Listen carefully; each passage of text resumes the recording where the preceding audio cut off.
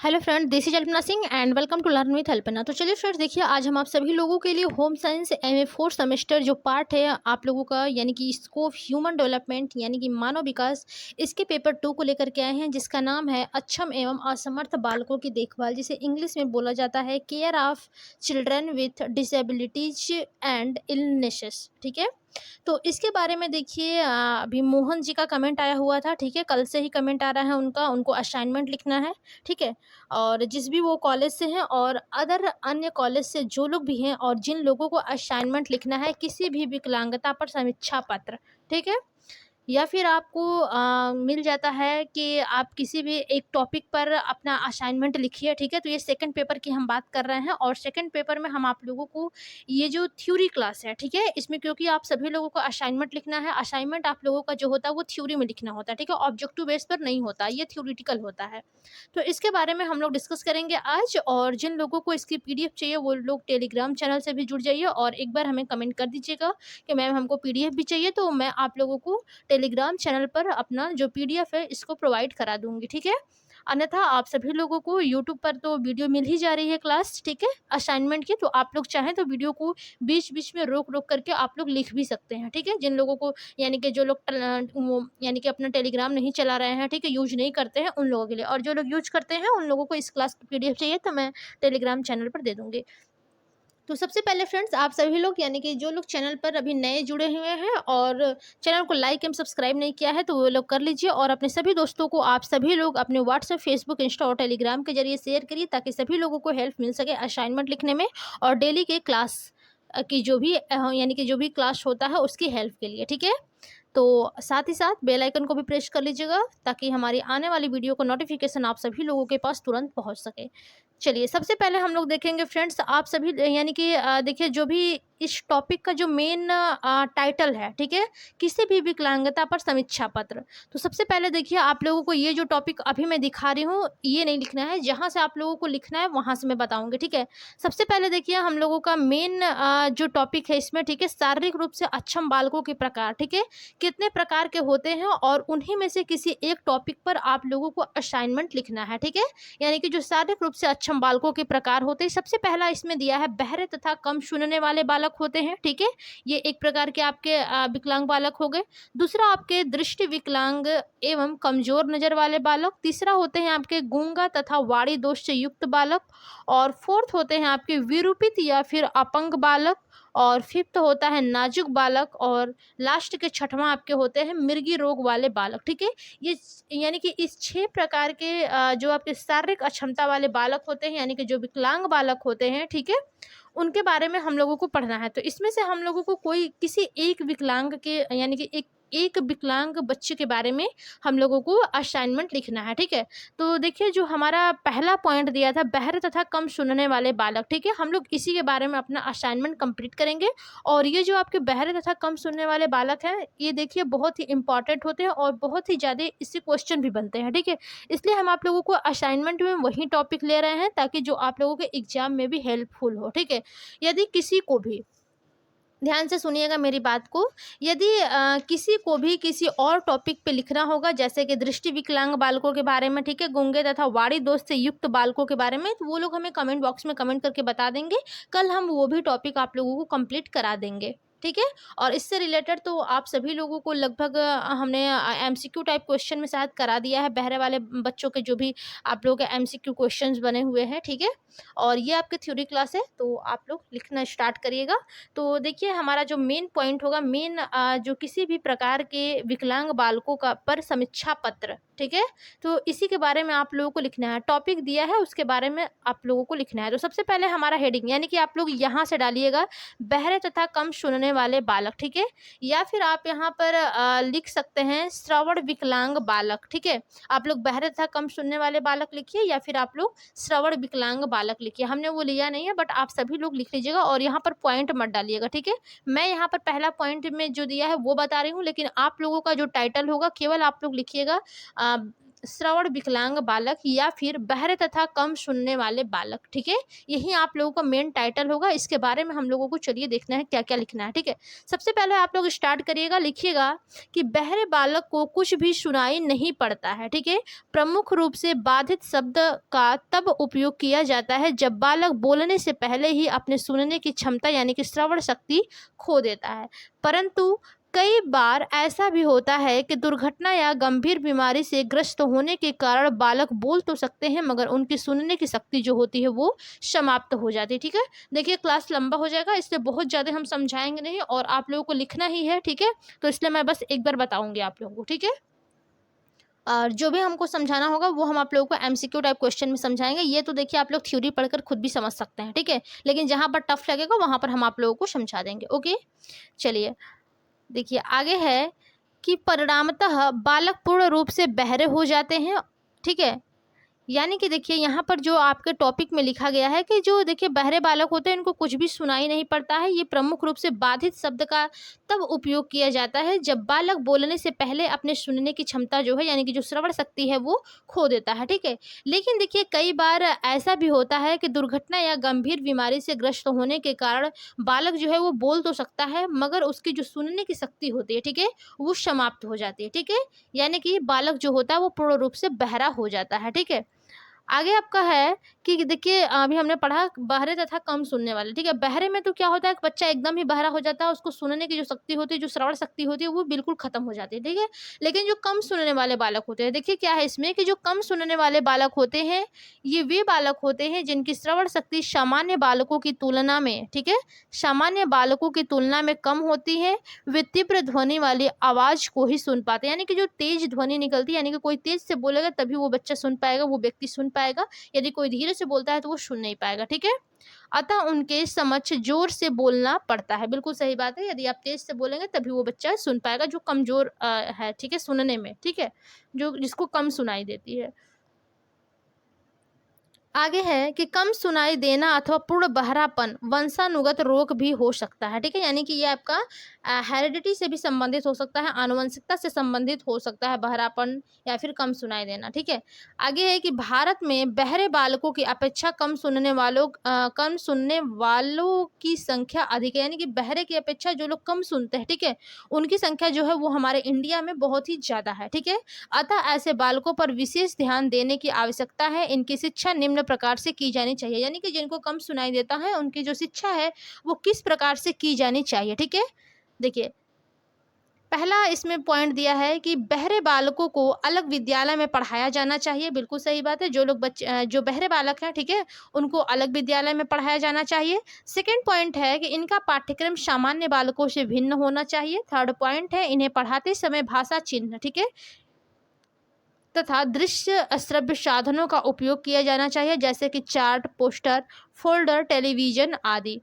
अगला पॉइंट है कि कम सुनने वाले बालक बधिर बालकों से भिन्न होते हैं, अतः इन्हें सामान्य बालकों के साथ बिठाकर भी पढ़ाया जा सकता है मगर इन्हें सबसे आगे वाली बेंच पर बैठाकर पढ़ाना चाहिए ताकि सब कुछ साफ साफ व स्पष्ट सुनाई पड़े। ओके, अगला पॉइंट है इसमें कि बहरे एवं कम सुनने वाले बालकों के साथ शिक्षक का व्यवहार स्नेहपूर्ण होना चाहिए। उनकी समस्याओं पर सहानुभूति एवं उदारतापूर्वक, ठीक है, सहानुभूति एवं उदारतापूर्वक विचार किया जाना चाहिए तथा उन्हें सुलझाने का प्रयास करना चाहिए ताकि उनमें हीन भावना पनपने नहीं पाए। ओके, अगला पॉइंट है आपका कि औद्योगिक एवं व्यावसायिक शिक्षा पर जोर देना चाहिए ताकि वे आर्थोपार्जन, ठीक है, आर्थोपार्जन करके स्वावलंबी बन सके। अगला पॉइंट है इसमें सातवां पॉइंट है, देखिए कि पढ़ाते समय खेल विधि, ठीक है, यानी कि प्ले मेथड का उपयोग करना चाहिए क्योंकि देखिए हमने आपको थर्ड सेमेस्टर में भी बताया था कि खेल विधि से जो बच्चा होता है, ठीक है, वो बहुत ही अच्छी प्रकार से सीख पाता है, पढ़ पाता है, ठीक है, जो भी उसको सीखना रहता है। अगला पॉइंट है कि होठों को हिलाकर बोलने तथा पढ़ने का अभ्यास कराना चाहिए। बिल्कुल सही बात है, बच्चा सुन नहीं सकता है, ठीक है, या फिर उसको कम सुनाई देता है तो आप उसको अपने हाव भाव से समझाएंगे, ठीक है, होठों को हिला के, ठीक है, बोलने तथा पढ़ाने का जो भी अभ्यास है उसको कराना चाहिए। आगे हम लोग को अगला पॉइंट है, ठीक है, कि बहरेपन के प्रकार, ठीक है, यानी कि जो बहरेपन के प्रकार होते हैं वो कौन कौन से प्रकार होते हैं। तो सबसे पहले इसमें आप लोग लिखेंगे कि बहरेपन का अलग अलग आधारों पर वर्गीकरण किया जा सकता है, क्योंकि श्रवण हानि किसी भी उम्र, किसी भी समय एवं किसी भी कारक से हो सकती है, चाहे वह जन्मजात हो या बाद में संक्रमण, चोट, दुर्घटना या अन्य वातावरणीय कारकों से हो सकती है। ठीक है, शिक्षा शास्त्री एवं चिकित्सक इसे अलग दृष्टिकोण से विभाजित करते हैं। सबसे पहला आपका पॉइंट होगा शैक्षिक दृष्टिकोण से, ठीक है, यानी कि जो आपके बहरेपन के प्रकार हैं, ठीक है, उसमें आपका सबसे पहला पॉइंट आता है शैक्षिक दृष्टिकोण से। देखिए फ्रेंड्स, जो आपके शैक्षिक दृष्टिकोण से आते हैं, ठीक है, इसमें आपके कौन कौन से होते हैं, इसमें आपके यानी कि पहला जो होता है वो आपका आरंभ होने की उम्र के आधार पर होता है। चलिए हम आप लोगों को पढ़ते जाएंगे, बताते जाएंगे, ठीक है। शैक्षिक दृष्टिकोण से जो आपका होता है, इसमें आप लोग लिख सकते हैं कि शिक्षा शास्त्री क्षति उत्पन्न होने एवं बच्चे के विकास को आधार मानकर शैक्षिक रूप से बहरेपन को निम्न भागों में विभाजित किया है, ठीक है, यानी कि निम्न भागों में विभाजित किया है। सबसे पहले देखिए ए, ठीक है, ए पॉइंट में है कि आरंभ होने की उम्र के आधार पर, ठीक है, इसमें देखिए जो आरंभ होने की उम्र के आधार पर है, इसमें जो श्रवण क्षमता को क्षतिग्रस्त होने की उम्र के आधार पर इसको दो उपभागों में बांटा जा सकता है, ठीक है, यानी कि आरंभ होने के आधार पर इसको दो उपभागों में बांटा जा सकता है। सबसे पहला आपका होता है जन्मजात और दूसरा होता है आकस्मिक अथवा जन्म के पश्चात, ठीक है। जन्मजात में क्या होता है कि जिन बालकों में जन्म से ही आनुवंशिक कारणों अथवा गर्भावस्था में भ्रूण विकास को प्रभावित करने वाले कारकों की वजह से श्रवण क्षमता जो होती है वो प्रभावित होती है, ठीक है। और सेकंड पॉइंट इसमें था आरंभ होने की उम्र के आधार पर, ठीक है, सेकंड पॉइंट में था कि आकस्मिक अथवा जन्म के पश्चात, इसमें है कि वे जो पैदा तो सामान्य श्रवण क्षमता के साथ हुए थे, पर उनमें श्रवण बाधिता जन्म के पश्चात किसी बीमारी, दुर्घटना या अन्य किसी कारक के परिणाम स्वरूप उनकी श्रवण संवेदना क्षतिग्रस्त हो जाती है, ठीक है, यानी कि जन्म के पश्चात कोई दुर्घटना हो जाता है जिससे कि जो बच्चे का श्रवण शक्ति है वो क्षतिग्रस्त हो जाती है, यानी कि उसको सुनाई नहीं देता है, ठीक है। पहला पॉइंट था आपका शैक्षिक दृष्टिकोण से, ठीक है, इसमें पहला आपका था शैक्षिक दृष्टिकोण में, पहला था आरंभ होने की उम्र में, उसमें दो पॉइंट थे जन्मजात और आकस्मिक अथवा जन्म के पश्चात, ठीक है। और इसी शैक्षिक दृष्टिकोण में आपका बी ऑप्शन यानी कि दूसरा पॉइंट था भाषा अधिग्रहण की स्थिति के आधार पर, ठीक है, भाषा अधिग्रहण की स्थिति के आधार पर। इसमें आपका पहला है भाषा सीखने से पहले और दूसरा है आपका भाषा सीखने के पश्चात, ठीक है। तो देखिए जो भाषा अधिग्रहण की स्थिति के आधार पर है, ठीक है, यानी कि भाषा सीखने से पहले, इसमें आप लोग लिख सकते हैं कि इस प्रकार का संबंध उन श्रवण बाधित बच्चों से है जिनमें श्रवण क्षति ठीक है, वही रहेगा, ओके।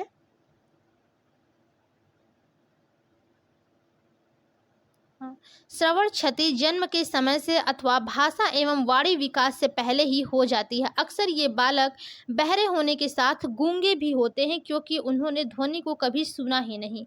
बिल्कुल सही बात है, जो लोग बहरे होते हैं, ठीक है, भाषा सीखने से पहले ही वे गूंगे भी होते हैं, क्योंकि उन्होंने कभी भी ध्वनि को सुना ही नहीं है, ठीक है, तो वो एक गूंगे की भांति होते हैं।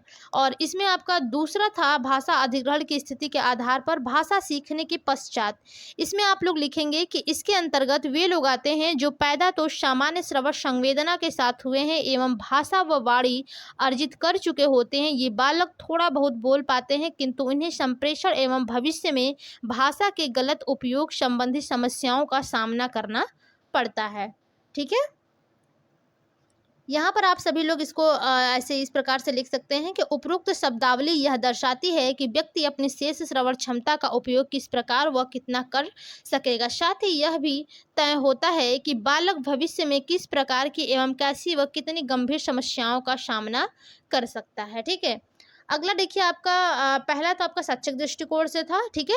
अब हम लोग पढ़ेंगे चिकित्सीय विशेषज्ञ एवं श्रवण विशेषज्ञ, ठीक है, दूसरा पॉइंट हमारा होगा, ठीक है, आपके बहरेपन के प्रकार में, ठीक है। आई होप आप सभी लोगों को समझ में आ रहा है। आप लोगों को कुछ नहीं करना, बस जैसे जैसे हम लोगों यानी कि हम आपको वीडियो में बता रहे हैं क्लास में, ठीक है, बस वैसे वैसे हेडिंग आप लोग डाल करके लिखिए, ठीक है। जो लोग जो भी समझ में नहीं आ रहा है वो भी आप लोगों को समझ में आने लगेंगे, ठीक है। दूसरा पॉइंट आपका इसमें क्या था, चिकित्सीय विशेषज्ञ एवं श्रवण विशेषज्ञ। ठीक है, इसमें आप लोग लिख सकते हैं कि शारीरिक लक्षणों, कारकों एवं श्रवण क्षमता की मात्रा को श्रवण बाधिता के वर्गीकरण का आधार मानते हैं। इसके अनुसार श्रवण बाधिता निम्न प्रकार से विभाजित की जा सकती है। ठीक है, तो इसमें सबसे पहला आपका होगा श्रवण क्षति की प्रकृति के आधार पर। ठीक है, इसमें आपका श्रवण क्षति की प्रकृति के आधार पर होता है, जिसमें सबसे पहला आपका होता है चलित श्रवण बाधिता, सेकंड आपका होता है संवेदना तंत्रिका श्रवण बाधिता, थर्ड आपका होता है संयुक्त श्रवण बाधिता। ठीक है, इसमें आप लोग केवल पॉइंट भी डाल सकते हैं, यदि आप लोग चाहें तो थ्योरी भी लिख सकते हैं। ठीक है, तो सबसे पहला देखिए क्या था आपका श्रवण क्षति की प्रकृति के आधार पर, इसमें पहला पॉइंट है चलित श्रवण बाधिता। इसमें आप लिख सकते हैं कि कार्यात्मक रूप से बाह्य कान एवं मध्यम कान में रुकावट के कारण जो ध्वनि तरंगे होती हैं वो आंतरिक कान तक नहीं पहुंच पाती हैं। ये रुकावट बाह्य कान का पूर्ण न बने होना, ठीक है, कान में अत्यधिक मैल होना, बाह्य वस्तु का कान में जाना, कान के संक्रमण, कर्णपटल में छेद आदि के कारण हो सकती है। आमतौर पर इस प्रकार की खराबी चिकित्सीय उपचार, शल्य चिकित्सा आदि से होता है। ठीक है, यह आपका चलित श्रवण बाधिता था। सेकंड आपका है संवेदना तंत्रिका श्रवण बाधिता। ठीक है, संवेदना तंत्रिका श्रवण बाधिता, इसमें आप लोग लिख सकते हैं कि आंतरिक कान या श्रवण तंत्रिका, ठीक है,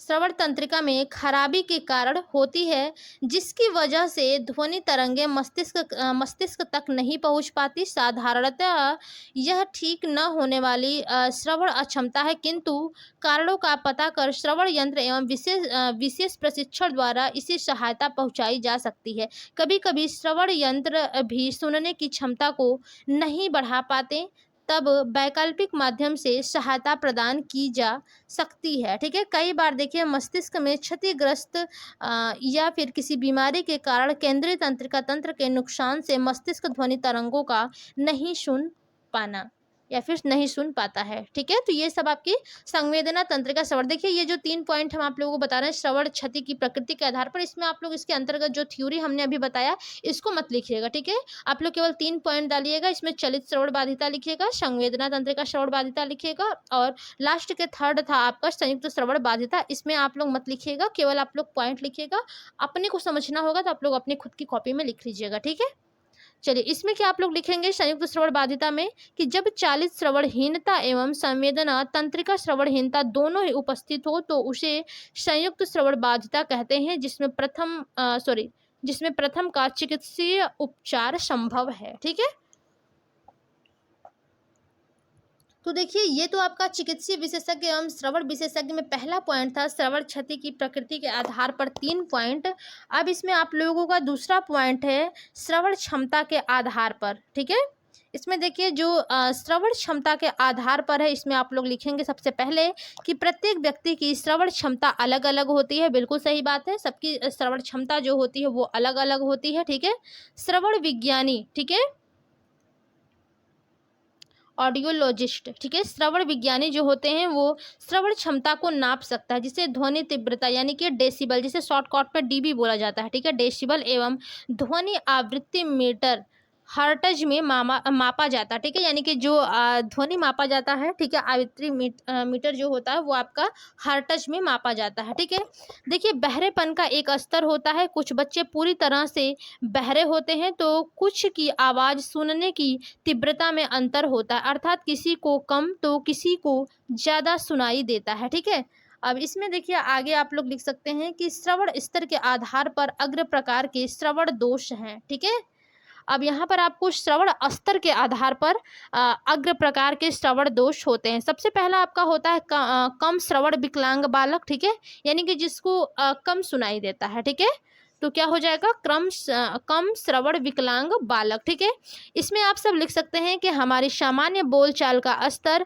65 dB, ठीक है, यानी कि 65 डेसिबल होता है। ये बालक सामान्य स्तर पर की गई बातचीत को आसानी से सुन लेते हैं, परंतु उससे धीमे स्तर से बोलने पर ये सुन नहीं पाते, अर्थात लगभग 54 dB से नीचे की ध्वनि ये बालक नहीं सुन पाते हैं। ठीक है, जो लोग कम श्रवण विकलांग बच्चे होते हैं वो लोग 54 dB से नीचे की जो ध्वनि होती है वो नहीं सुन पाते हैं। ठीक है, अगला पॉइंट है आपका मंद श्रवण विकलांग बालक। पहला क्या था, कम श्रवण विकलांग बालक, दूसरा है आपका मंद श्रवण विकलांग बालक। इसमें आप लिख सकते हैं कि इस वर्ग के बालक 55 से लेकर के 69 यानी कि 69 डीबी का क्षय रखते हैं, अर्थात सामान्य स्तर, ठीक है, सामान्य स्तर 65 डीबी के स्तर पर बोलने पर ये बालक आसानी से सुन नहीं पाते, कुछ ऊंचा बोलने पर ही ये बालक सुन पाते हैं, ठीक है। यानी कि जो मंद श्रवण विकलांग होते हैं वो कुछ ऊंचा बोलने पर ही सुन पाते हैं, ठीक है।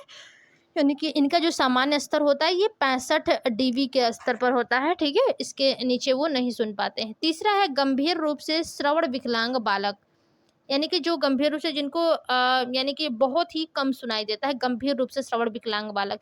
इसमें आप लिख सकते हैं कि इस वर्ग के बालक में 70 से लेकर के 89 यानी कि 79 डेसिबल की श्रवण विकलांगता होती है। ये बालक काफ़ी ऊंचा बोलने पर सुनते हैं, यानी कि बहुत तेज आप बोलेंगे तभी ये सुन पाएंगे, ठीक है। और फोर्थ आपका होता है पूर्ण श्रवण विकलांग बालक, ठीक है, यानी कि पूर्ण विकलांग श्रवण विकलांग बालक। इसमें आप ये लिखेंगे कि इस वर्ग के बालकों की श्रवण बाधिता 90 डीबी यानी कि 90 डेसिबल या इससे अधिक की होती है। ये काफ़ी ऊंचा बोलने पर ही कुछ शब्द सुन पाते हैं। ये बाधित यानी कि जो डेफ होता है ये इस श्रेणी में आते हैं, यानी कि बाधित की श्रेणी में ये आते हैं जो पूर्ण श्रवण विकलांग होते हैं, ठीक है। अगला आपका पॉइंट होगा श्रवण विकलांगता या फिर बहरेपन के कारण, यानी कि श्रवण विकलांगता या फिर बहरेपन के क्या क्या कारण होते हैं, ठीक है। तो सबसे पहले देखिए आप इसमें लिखेंगे कि जो श्रवण विकलांग का कारण होता है वो यानी कि श्रवण यंत्र में किसी प्रकार के विकार उत्पन्न हो जाने के कारण होता है। श्रवण विकलांगता के कई कारण हो सकते हैं जिसमें कुछ महत्वपूर्ण कारण निम्नलिखित हैं, ठीक है। इसमें भी देखिए आपके दो कारण होते हैं। पहला आपका होता है जन्म से पूर्व व जन्म के समय के कारण, दूसरा होता है आपका जन्म के पश्चात के कारण, ठीक है। तो सबसे पहले वाले में हम लोग पहला पॉइंट देखेंगे कि जो जन्म से पूर्व व जन्म के समय का कारण होता है। सबसे पहला आपका होता है गर्भावस्था में श्रवण विकार, ठीक है, गर्भावस्था में श्रवण विकार, ये आपका फर्स्ट पॉइंट होता है। इसमें आप लिखेंगे कि बालक जब गर्भावस्था में होता है तब भी श्रवण दोष उत्पन्न होने की संभावना रहती है। गर्भकाल में माता द्वारा विष, शराब व असंतुलित भोजन का सेवन इस विकार का कारण बन जाता है, ठीक है। सेकंड आपका है सेकंड जन्म से पूर्व या फिर जन्म के समय के जो कारण होते हैं, ठीक है। सेकंड आपका है असुरक्षित प्रसव। इसमें क्या होता है कि यदि प्रसव के समय रक्त प्रवाह अधिक हो जाए, रक्त में श्वेत रक्ताणु उचित अनुपात में न हो या ऑक्सीजन का अभाव हो तो बालक के श्रवण यंत्र प्रभावित हो सकते हैं, ठीक है। तीसरा पॉइंट है वंश परंपरागत प्रभाव, ठीक है। इसमें आप लोग क्या लिखेंगे कि श्रवण संबंधी दोषों का एक प्रमुख कारण आनुवंशिकता है। यह साधारणतया देखा जाता है कि जिन बालकों के माता पिता बहरे होते हैं उन्हें श्रवण दोष होता है, ठीक है। यानी कि जिन माता के श्रवण दोष होता है, यानी कि जिन माता पिता के बहरे होते हैं, ठीक है, जिनके माता पिता उनमें ये श्रवण दोष होता रहता है, ठीक है। देखिए आप सभी लोग यानी कि अपने दोस्तों में भी शेयर करते रहिए, ठीक है, क्लास को, ताकि सभी लोगों को हेल्प मिल सके असाइनमेंट लिखने में, ठीक है। चौथा आपका पॉइंट है जर्मन खसरा। देखिए जर्मन खसरा क्या होता है, ये आपका सन 1980 में जर्मन खसरा महामारी के रूप में फैला था, ठीक है। उस समय जो गर्भवती माताएं इस बीमारी से पीड़ित हुई थी उनकी संतानें श्रवण दोष युक्त हुई। अतः चिकित्सकों ने यह निष्कर्ष निकाला कि जर्मन खसरा श्रवण विकलांगता का एक कारण है, ठीक है। तो उस टाइम जो भी आपके चिकित्सक थे उन्होंने ये निष्कर्ष निकाला था कि जो जर्मन खसरा है, ठीक है, ये श्रवण विकलांगता का भी एक कारण हो सकता है, ठीक है। दूसरा पॉइंट है आपका जन्म के पश्चात के कारण, ठीक है, यानी कि जन्म के बाद जो आपके विकलांगता श्रवण विकलांगता के कारण होते हैं वो कौन कौन से होते हैं, ठीक है। तो सबसे पहला कारण इसमें होता है आपका बीमारी, ठीक है। यानी कि देखिए जो कुछ बीमारियां होती हैं जैसे कि चेचक, मोतीझरा, गलफड़े, कुकुर खांसी, ठीक है, आदि श्रवण विकलांगता का कारण बनते हैं। मध्य कर्ण यानी कि मिडल ईयर में घाव हो जाने से या पस पड़ जाने से भी श्रवण तंत्र में विकार आ जाता है, ठीक है। यानी कि बीमारी से भी श्रवण शक्ति जो होती है वो कम हो जाती है, ठीक है। यानी कि बच्चा बहरा हो जाता है, कम सुनता है या फिर सुन नहीं पाता है, ठीक है। ये सब आपके जन्म के पश्चात के कारण है बीमारी। सेकेंड आपका पॉइंट है दुर्घटना। दुर्घटना में क्या है कि किसी दुर्घटना का कारण भी श्रवण तंत्र को हानि पहुंच सकती है, यानी कि किसी दुर्घटना के कारण भी श्रवण तंत्र को हानि पहुंच सकती है, ठीक है। किसी लड़की या सॉरी किसी लकड़ी, ठीक है, किसी लकड़ी या पिन से कान का मैल निकालते समय भी बालक अनजाने में अतः कर्णपटल यानी कि जो इंटरनल ईयर होता है ना उसको नुकसान पहुंचता है, ठीक है। और कभी कभी बहुत अधिक समय तक अधिक आवृत्ति, ठीक है, फ्रिक्वेंसी यानी कि जो अधिक आवृत्ति वाली ध्वनि होती है उसको सुनते रहने से भी श्रवण शक्ति नष्ट हो जाती है धीरे धीरे। ओके, अगला पॉइंट है आपका आयु। आयु मतलब यानी कि जो आपके वृद्धावस्था होता है, ठीक है, यानी कि वृद्धावस्था में शरीर कमजोर होने लगता है अतः कम सुनाई पड़ता है। यह कारण बालकों पर लागू नहीं होता क्योंकि उनका शरीर क्षीण नहीं होता है, ठीक है। जो आयु होता है वो ज्यादातर वृद्धावस्था में ही आयु के अनुसार जो बुजुर्ग व्यक्ति होते हैं उनको धीरे धीरे जो उनकी श्रवण शक्ति होती है वो कम होने लगती है, ठीक है। ये बालकों पर लागू नहीं होता है, ठीक है। अगला पॉइंट हम लोग इसमें लिखेंगे आपका, यानी कि आप लोग लिखेंगे इस असाइनमेंट में अपने, ठीक है, श्रवण विकलांग बालकों की समस्याएं, यानी कि जो श्रवण विकलांग बालकों की कौन कौन सी समस्याएं होती हैं, ठीक है। तो सबसे पहले आप लोग इसमें लिखेंगे कि बालक को श्रवण विकलांग होने के कारण कई परेशानियों का सामना करना पड़ता है। इन समस्याओं को दो भागों में रखा जा सकता है जो इस प्रकार है, ठीक है। पहला तो आप लोग लिखेंगे शैक्षिक समस्याएं और सेकंड आप लोग लिखेंगे व्यक्तिगत सामाजिक समस्याएं, ठीक है। देखिए जो शैक्षिक समस्याएं हैं फ्रेंड्स, इसके कुछ प्रमुख शैक्षिक समस्याएं जो होते हैं वो निम्नलिखित होते हैं, ठीक है। यानी कि शैक्षिक समस्याएं में देखिए जो शैक्षिक समस्याएं हैं उसमें सबसे पहला आपका आता है भाषा का विकास नहीं हो पाता है, ठीक है, श्रवण विकलांगता में। सेकंड आपका होता है कि बोलने का विकास नहीं हो पाता है। थर्ड होता है शैक्षिक उपलब्धि निम्न रहती है। फोर्थ होता है परीक्षणों का उपयोग ठीक प्रकार से नहीं किया जा सकता। फिफ्थ आपका पॉइंट होता है कक्षा में पढ़ाई गई बातों को याद करना अत्यंत कठिन हो जाता है, ठीक है। तो ये सब आपकी श्रवण विकलांगता की जो समस्याएं हैं ये शैक्षिक समस्याएं हैं। सेकंड आपका आता है व्यक्तिगत सामाजिक समस्याएं, ठीक है, यानी कि पर्सनल सोशल प्रॉब्लम्स, ठीक है। इसमें देखिए जो व्यक्तिगत समस्याएं आती हैं इसमें सबसे पहला आपका होता है कि बालक के मन में नकारात्मक स्वबोध आ जाता है। सेकंड होता है कि दूसरी सामान्य बालकों के साथ सामंजस्य की समस्या आती है। थर्ड आपका होता है बालक कुंठाग्रस्त हो जाता है। फोर्थ ऑप्शन होता है बालक के स्वभाव में चिड़चिड़ापन आ जाता है। और फिफ्थ इसमें पॉइंट है कि जीवन के प्रति निषेधात्मक अभिवृत्ति उत्पन्न हो जाती है। और छठवां पॉइंट है कि बालक में विभिन्न सामाजिक क्रियाकलापों से पीछे हट जाता है, यानी कि जो बालक होता है वो विभिन्न सामाजिक क्रियाकलापों से पीछे हट जाता है, ठीक है।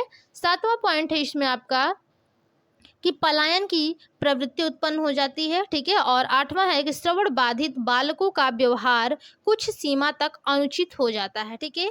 और आगे आप इसमें लिख सकते हैं कि इस प्रकार शैक्षिक एवं व्यक्तिगत सामाजिक कारण मिलकर बालक के व्यक्तित्व का विकास ठीक प्रकार से नहीं होने देते हैं, ठीक है। यानी कि यही आपके शैक्षिक समस्याएं और जो आपकी व्यक्तिगत सामाजिक समस्याएं हैं यही आपके श्रवण विकलांगता यानी कि जो भी बालक का व्यक्तित्व है इसका विकास जो है वो ठीक से नहीं होने देते हैं, ठीक है। अगला पॉइंट आपका होगा कि श्रवण विकलांग बालकों की शिक्षा, यानी कि श्रवण विकलांग बालकों की किस प्रकार से शिक्षा देनी चाहिए, ठीक है। तो सबसे पहले तो देखिए आप लोग इसमें लिखेंगे जो श्रवण विकलांग बालकों की शिक्षा है, ठीक है, कि सामान्य बालकों की तुलना में जो श्रवण विकलांग बालक हैं उनको शिक्षा ग्रहण करने में कठिनाइयों का सामना करना पड़ता है, ठीक है। सबसे पहले आप लोग इसमें लिखेंगे अपना कम्युनिकेशन टेक्निक्स, यानी कि जो संप्रेषण तकनीक होती है, ठीक है।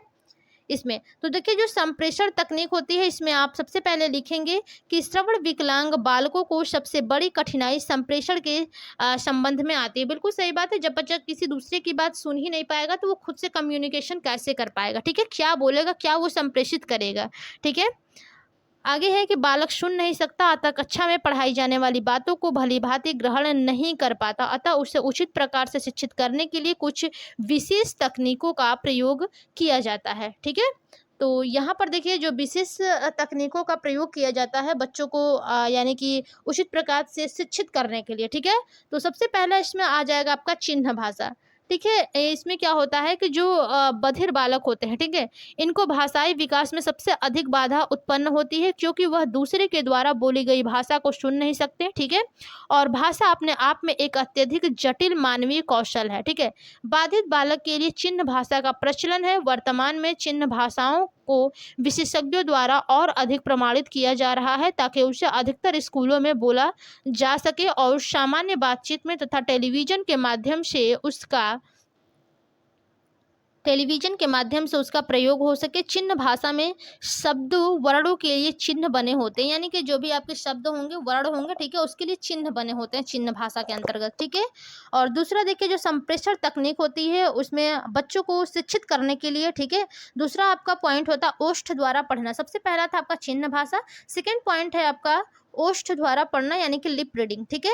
इसमें क्या होता है कि पठन में श्रवण बाधित बालक ओष्ठ गति द्वारा एक धुंधला अर्थ निकालने का प्रयास करते हैं। ओष्ठ द्वारा समझने के अभ्यास से वे एक दूसरे के द्वारा कही गई बातों को समझकर इसका अनुसरण करते हैं। ओष्ठ द्वारा पढ़ने में भी कुछ कमियां हैं जो कि निम्नलिखित है। अब देखिए ओष्ठ द्वारा पढ़ने में कौन कौन सी कमियां हैं जो कि निम्नलिखित है। सबसे पहला इसमें है आपका ए कि कुछ ध्वनियों को बोलते समय ओष्ठ लगभग समान गति से हिलते हैं। जैसे कि आप प बोलेंगे, ब बोलेंगे, भ बोलेंगे, अ बोलेंगे, क बोलेंगे, त बोलेंगे, ठीक है।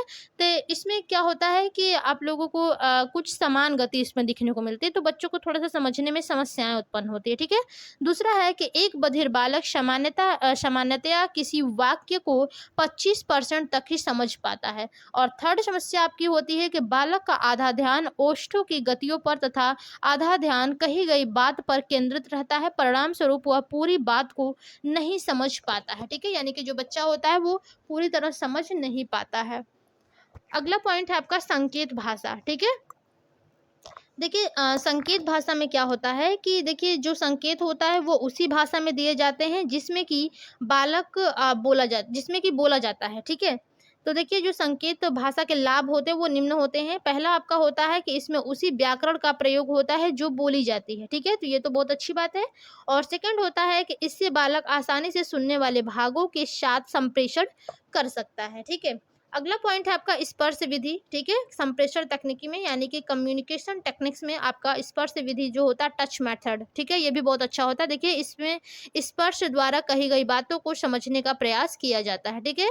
और पांचवा आपका पॉइंट है गतिविधि यानी कि मूवमेंट मेथड। इसमें होता है कि इसमें शरीर द्वारा, ठीक है, इसमें शरीर द्वारा विभिन्न प्रकार की गतियां करवाकर बधिर बालकों को संप्रेषण में सहायता की जाती है, ठीक है। यानी कि बच्चे से कार्य करवा करके, ठीक है, गतियां करवा कर उससे मूवमेंट यानी कि कोई भी कार्य करा करके जो बालक है उनको संप्रेषण में सहायता की जाती है। अगला पॉइंट है आपका छठवां प्रवर्धक विधि, ठीक है।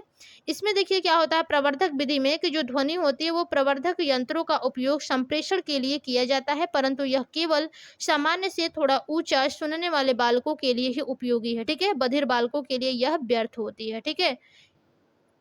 यानी कि देखिए जो थोड़ा यानी कि सामान्य से थोड़ा भी ऊंचा सुनने वाले बालक हैं उनके लिए ही ये उपयोगी होती है प्रवर्धक विधि, ठीक है। और बधिर बालकों के लिए यह व्यर्थ ही होती है, ठीक है। सातवां पॉइंट है श्रवण शक्ति के विकास हेतु प्रयास, ठीक है। श्रवण शक्ति के विकास हेतु देखिए कुछ प्रयास किए गए हैं जिसमें आपका है कि यहाँ से है, ठीक है, कि ऊंचा सुनने वाले बालकों में श्रवण शक्ति विकास के लिए टेलीविजन की व्यवस्था मुख्य है। इस दृश्य श्रव्य उपकरण द्वारा, ठीक है, यानी कि इसे दृश्य श्रव्य उपकरण द्वारा बालक के दोनों इंद्रियों का विकास किया जा सकता है। अतः बालक का श्रवण दोष कितनी है और वह किन परिस्थितियों में है इसको ध्यान में रखकर इस विभिन्न प्रकारों में से किसी का भी प्रयोग किया जा सकता है। कक्षा व्यवस्था भी संप्रेषण में महत्वपूर्ण भूमिका निभाती है। यदि कक्षा गोलाकार रूप में बैठाई जाए तो अति उत्तम होता है, ठीक है। यानी कि कक्षा व्यवस्था यानी कि आप किसी को भी बच्चों को यदि आप शिक्षा दे रहे हैं, ठीक है, तो यदि बच्चों को गोलाई में बैठा करके दे रहे हैं, ठीक है, तो ये सबसे अति उत्तम होता है, ठीक है। देखिए इससे दूसरे बालकों के ओष्ठों की गति देखा जा सकता है, ठीक है। अब आगे हम लोग पढ़ेंगे श्रवण दोष बालकों की पहचान, यानी कि हम लोग श्रवण दोष के जो बालक हैं, ठीक है, जो यानी कि सुन नहीं सकते उनकी हम पहचान कैसे करेंगे, ठीक है। तो देखिए जो श्रवण बाधित बालकों की पहचान होती है वो आपके निम्न आधारों पर किया जा सकता है। सबसे पहला तो आपका पॉइंट होता है विकासात्मक मापनी, ठीक है। विकासात्मक मापनी से आप कैसे मापेंगे, ठीक है, कि श्रवण दोष जो बालक है आप उसकी कैसे पहचान करेंगे। तो सबसे पहला आपका जो पॉइंट है विकासात्मक मापनी, इसमें क्या होता है कि जो श्रवण बाधित बालक होते हैं उनकी पहचान करने के लिए उनकी विकासात्मक अवस्थाओं को ध्यान में रखा जाता है। बालक के विकास की अवस्थाओं का सीधा संबंध उसके ज्ञानेंद्रियों के विकास के साथ होता है। ठीक है, यानी कि जो बालक के विकास की अवस्थाओं के साथ जो उसका सीधा संबंध होता है, उसकी जो भी ज्ञानेंद्रियां होती हैं उसके विकास के साथ होता है। ठीक है, तो इस आप विकासात्मक मापिनी से आप जो भी श्रवण दोष है बच्चों की, उसकी पहचान आप कर सकते हैं। ठीक है, तीसरा है आपका चिकित्सीय परीक्षण। ठीक है, यानी कि मेडिकल इस टेस्ट। ठीक है, मेडिकल टेस्ट। इसमें देखिए क्या होता है चिकित्सीय परीक्षण में कि इस प्रकार की मापनी द्वारा श्रवण बाधितों की पहचान करना सुगम कार्य है। इस विधि में चिकित्सक की भूमिका महत्वपूर्ण होती है। साधारणतया यह श्रवण बाधित बालक के व्यक्तित्व को भी प्रभावित करती है। ठीक है, तीसरा आपका पॉइंट है मनोनाड़ी परीक्षण। ठीक है, मनोनाड़ी परीक्षण से भी आप श्रवण दोष बालकों की पहचान कर सकते हैं। इसमें आप लिख सकते हैं कि इस मापनी की सहायता से श्रवण बाधित बालक की नाड़ी की क्रियाओं का परीक्षण किया जाता है। इसका कारण मानसिक दोष होता है। ठीक है, इसका कारण एक मानसिक दोष होता है। एक योग्य चिकित्सक द्वारा इसकी पहचान करके उपचार किया जाता है। अधिकांश श्रवण बाधितों में इसी प्रकार का दोष होता है। ठीक है, और चौथा है बालक का एकल अध्ययन। ठीक है, case study of the child. ठीक है, यानी कि बालक का एकल अध्ययन करके भी आप श्रवण दोष से जो भी ग्रसित बच्चे हैं उनका पहचान आप कर सकते हैं। इसमें आप सबसे पहले लिख सकते हैं कि ये विधि सर्वोत्तम है। इसमें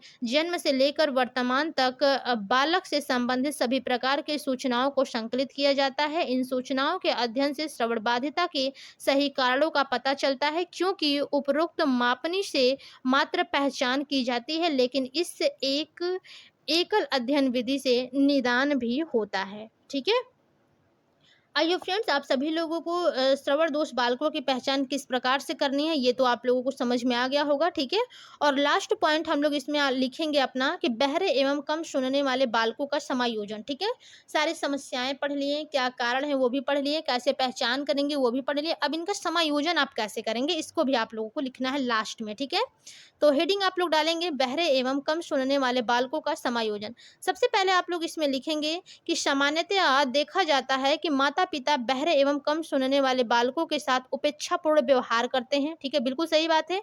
वे अक्सर उन्हें कोसते रहते हैं अथवा उनकी स्थिति पर अफसोस जताते रहते हैं। ठीक है, ये दोनों ही स्थितियां इन बालकों में हीन भावना, कुंठा, निराशा एवं सांवेगिक अस्थिरता को जन्म देती है। इससे बालक को आघात पहुंचता है, जिससे उनमें हीन ग्रंथियां पनप जाती हैं। ठीक है, अतः माता पिता एवं परिवारजनों को चाहिए कि इनके साथ सहानुभूति पूर्वक व्यवहार करें, उनकी समस्याओं को समझे, उनसे बातचीत करते समय सांकेतिक भाषा का उपयोग करें। कम सुनने वाले बालकों को श्रवण उपकरण उपलब्ध कराएं। इससे स्पष्ट सुनने में आसानी रहती है। ठीक है, तो आई होप फ्रेंड्स जो आप लोगों को किसी भी एक विकलांगता पर समीक्षा पत्र लिखना था, ठीक है, आप लोगों को समझ में आ गया होगा। जो हमने श्रवण विकलांग बालकों के बारे में यहाँ पर आप लोगों को बताया है, आप इस पे अपना असाइनमेंट लिख सकते हैं। एग्जाम के लिए भी इस पे थोड़ी सी तैयारी कर सकते हैं। इससे भी आपके 4-5 यानी कि क्वेश्चन, 5 नंबर के क्वेश्चन तो बिल्कुल जाहिर सी बात है कि बनेंगे ही बनेंगे। ठीक है, और इससे क्वेश्चन आप लोगों के first paper and second paper दोनों ही पेपर में बनेंगे। ठीक है, तो चलिए, अभी तक फ्रेंड्स जिन लोगों ने चैनल को लाइक एंड सब्सक्राइब नहीं किया है वे लोग कर लीजिए। चैनल है आपका लर्न विथ अल्पना, और अपने सभी दोस्तों को आप सभी लोग अपने व्हाट्सएप, फेसबुक, इंस्टा और टेलीग्राम के जरिए शेयर करिए, ताकि सभी लोगों को असाइनमेंट लिखने में भी हेल्प मिल सके और थ्योरी क्लास पढ़ने में भी आसानी हो सके। ठीक है, तो चलिए आज की क्लास में बस इतना ही। मिलेंगे अपनी अगली क्लास में, तब तक के लिए धन्यवाद, बाय बाय।